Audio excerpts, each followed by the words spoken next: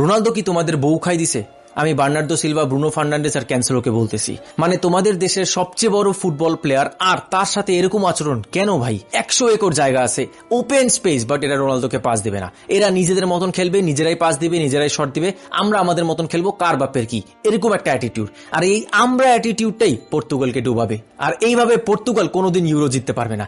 রোনালদোর movement in the box সবচেয়ে superior, কিন্তু ক্যান্সেলো, সিলভা আর ব্রুনো তারা তো কসম খায় রাখছে মাঠের মধ্যে রোনালদোর সাথে কোনো কমিউনিকেশন করা যাবে না।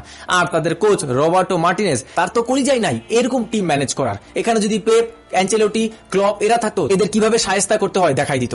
পেপ তো অলরেডি ক্যান্সেলোকে দেখাই দিছেই। এই 40 বছরের রোনালদো যদি পর্তুগালের স্ট্রাইকার না হয়, তাহলে কোন বান্দা আছে যে রোনালদোর জায়গাটা এখানে রিপ্লেস করতে পারবে? এরকম আনব্যালেন্স টিম যেখানে প্লেয়ারদের ইগো, অ্যাটিটিউড সবার আগে, প্লেয়াররা নিজেদের জন্য খেলে, এরকম সিনারিও আমরা আর্জেন্টিনাতে দেখতে পারি না। আর্জেন্টিনার প্লেয়াররা মেসির জন্য জীবন দিতে রাজি আছে।